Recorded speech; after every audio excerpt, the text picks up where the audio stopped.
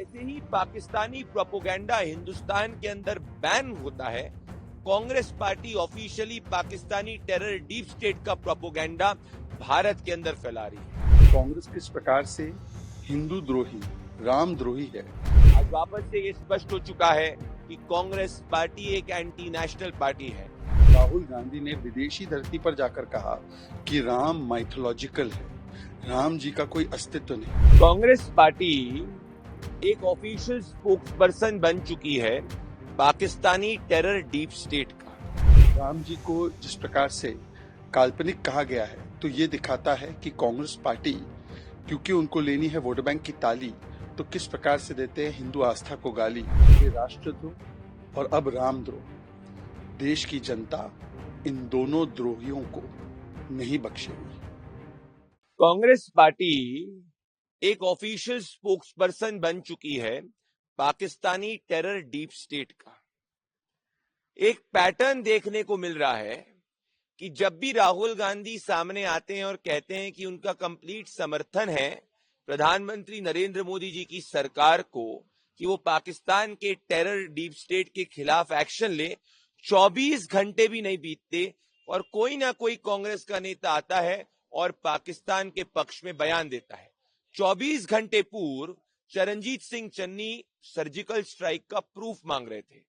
चरणजीत सिंह चन्नी अपने बयान को रिट्रैक्ट करते हैं और 24 घंटे भी नहीं बीतते और वापस से कांग्रेस पार्टी के यूपी के प्रेसिडेंट हमारी फोर्सेस को मॉक करते हुए एक टॉय प्लेन दिखाते हैं। इससे यही स्पष्ट होता है कि जैसे ही पाकिस्तानी प्रोपोगंडा हिंदुस्तान के अंदर बैन होता है, Congress party officially Pakistani terror deep state का प्रोपोगंडा भारत के अंदर फैला रही है। और इनमें से एक भी नेता को राहुल गांधी ने न अभी तक सस्पेंड किया है, ना अपनी पार्टी से रिमूव किया है, ना शो कॉज नोटिस दिया है। इन सब से यही स्पष्ट है कि ये पाकिस्तानी प्रोपोगंडा जो कांग्रेस के नेता हिंदुस्तान के अंदर चला रहे हैं और हमारी फोर्सेस के मॉरल को कम करने का प्रयास कर रहे हैं, उसके राइटर, उसके पॉलिटिकल डायरेक्टर और उसके पॉलिटिकल प्रोड्यूसर कोई और नहीं बल्कि राहुल गांधी है। आज वापस से ये स्पष्ट हो चुका है कि कांग्रेस पार्टी एक एंटी नेशनल पार्टी है। जहां उसको देश में एकजुटता दिखानी चाहिए थी, जहां उसको पाकिस्तान के आतंक के खिलाफ बोलना था, आज कांग्रेस के नेता पाकिस्तानी मीडिया और पाकिस्तानी टेरर डीप स्टेट में हीरो बने हुए हैं। और आज पाकिस्तान के टेरर डीप स्टेट आईएसआई की कोई अगर स्पोक्सपर्सन बनती हुई दिख रही है तो वो कांग्रेस पार्टी और कांग्रेस के नेता है। मैं राहुल गांधी को कहना चाहता हूं, अगर उनकी नीति और नीयत साफ है तो इन सभी नेताओं को या तो शो कॉज नोटिस दीजिए या कांग्रेस पार्टी से हटाइए। अगर कांग्रेस ऐसा नहीं करती तो ये स्पष्ट हो जाएगा कि कांग्रेस पार्टी ऑफिशियली पाकिस्तान के एजेंडे को चला रही है, ना देश हित में बात कर रही है। कांग्रेस को अपना नाम बदलकर पाकिस्तानी कांग्रेस कर देना चाहिए, क्योंकि वही उसकी नीति और नीयत है। Congress today has proven that it does not stand with the people of India, it does not stand with our forces, it stands with the narrative, agenda, propaganda of Pakistani terror deep state. Our forces will give a befitting reply to the Pakistani terror deep state. As rattled as Pakistan, comparatively similarly are the Congress leaders who are domestically rattled. पहले कांग्रेस ने राष्ट्रद्रोही अपना चरित्र दिखाया, पाकिस्तान परस्ती करते हुए, सेना का अपमान करते हुए, और अब कांग्रेस किस प्रकार से हिंदू द्रोही, राम द्रोही है, उसका परिचय फिर से एक बार दिया है। वर्षों पहले सोनिया गांधी जी की सरकार ने हलफनामा दिया था कि प्रभु श्री राम का कोई अस्तित्व नहीं है, राम सेतु को तोड़ दो, राम जी काल्पनिक है। और उन्हीं के पद चिन्हों पर चलते हुए राहुल गांधी ने विदेशी धरती पर जाकर कहा कि राम माइथोलॉजिकल है, राम जी का कोई अस्तित्व नहीं। इसीलिए तो राहुल गांधी और उनकी पूरी जमात कहती है कि राम मंदिर प्राण प्रतिष्ठा नाच गाना है। इसीलिए राम मंदिर के प्राण प्रतिष्ठा में वो गायब रहे। इसीलिए राम मंदिर का 70 वर्षों तक लटकाने अटकाने भटकाने का कार्य किया। इसीलिए हिंदू टेरर कहना, हिंदू धर्म को लगातार अपमानित करना, जिस प्रकार से एक के बाद एक कांग्रेस नेताओं ने हिंदू धर्म को गालियां दी है।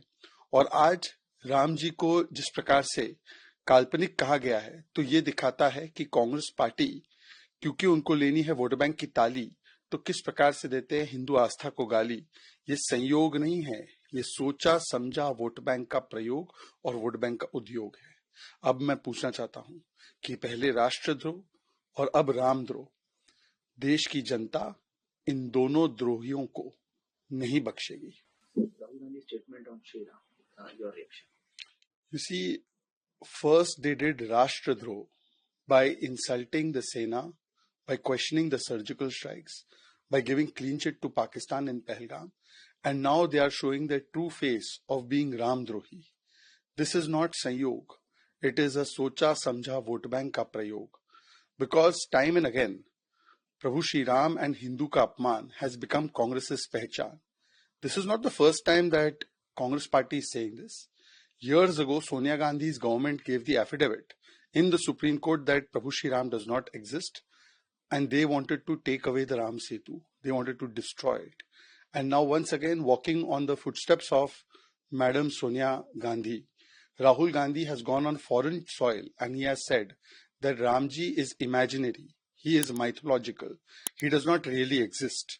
This is why they have not gone for the Ram Mandir Pran Pratishtha. This is why Rahul Gandhi called it as Nach Gana. This is why Rahul Gandhi keeps insulting Hindu religion, saying that those who go to temples are the one who molest women. He said Devta is not Bhagwan. They have said Hindu terror.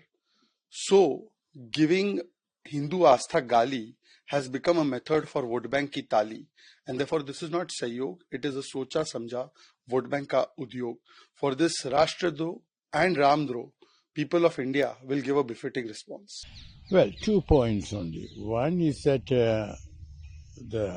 this particular political leader, he is trivializing a serious matter, by showing that picture and all that. Second is that it is better for us to leave it to the government to choose the timing and the manner of action rather than publicly, egg on the government, hey, why haven't you done it? I don't think that's the right thing. This is a time and a matter where we should all stand united. We might have differences with the government, which we can express. When I say we should stand united, it doesn't mean that we should not express our differences. But we should always say that, this is the point of view where I differ with the government. But it is for the government to decide, and whatever decision it takes, we will all support. That sort of demonstration of national unity is necessary. Congress party और अजय राय कोई भी हद तक जा सकते हैं media attention के लिए, बयानबाजी करते हैं। 2019 में भी बालाकोट के समय उन्होंने सवाल प्रश्न चिन्ह उठाया। जब उनको विश्वास ही नहीं कोई सरकार के ऊपर, तो वो कोई भी हद तक गिर सकते हैं। जब भारत सरकार मोदी जी के नेतृत्व में एक मुंह तोड़ जवाब देगी, तब उनकी बोलती बंद पड़ेगी। तब तक वो खिलौना के साथ खेलते रहें, हम हमारा काम करते रहेंगे। आज जब पूरा देश खड़ा है आदरणीय प्रधानमंत्री जी के साथ, वहां उद्धव ठाकरे का हिंदुत्व ये है कि वो यूरोप में जाके वेकेशन मनाएं। अभी तक वो वापस आए भी नहीं। कोई सक्रिय नेता जो जनहित में काम करते हैं, जब ऐसी आपत्ति पड़ती है तो वो अपने लोगों के लिए खड़े रहते हैं। उनका हिंदुत्व यही है कि बाहर गांव आप हॉलिडे करो, वेकेशन करो। हमारा हिंदुत्व है कि हम एक मुंह तोड़ जवाब दें उन लोगों को जो भारत को अस्थिर करना चाहते हैं। और उसी विश्वास के साथ शिवसेना के नेता एकनाथ जी शिंदे स्वयं गए थे पहलगाम, और उन्होंने जितने भी मराठी परिवार हैं सभी को ये विश्वास जताया कि ये सरकार एक मुंहतोड़ जवाब देगी। कौन है संजय राउत जी? वो हर सुबह तो बड़बड़ी करते हैं और आरोप पे आरोप लगाते हैं। हमारी सरकार वो सरकार है जो देते हैं और हम लेते नहीं, जैसे कि उनके ऊपर इतने सारे भ्रष्टाचार के आरोप रहे हैं।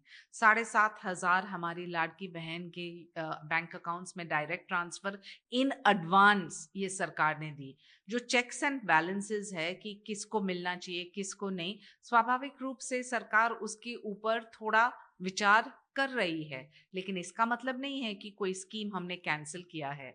जिस उदारता के साथ आदरणीय एकनाथ जी शिंदे ने लाड़की बहन योजना के निमित्त इतने सारे महिलाओं को मदद किया, आपने उसको नजरअंदाज किया जब आपने 1 रुपया नहीं दिया, बल्कि आपने सिर्फ लिया। और आपको पता है भ्रष्टाचार के आरोप कहां से शुरुआत होती है उसकी। वो है मोदी जी, पीछे राजनाथ सिंह।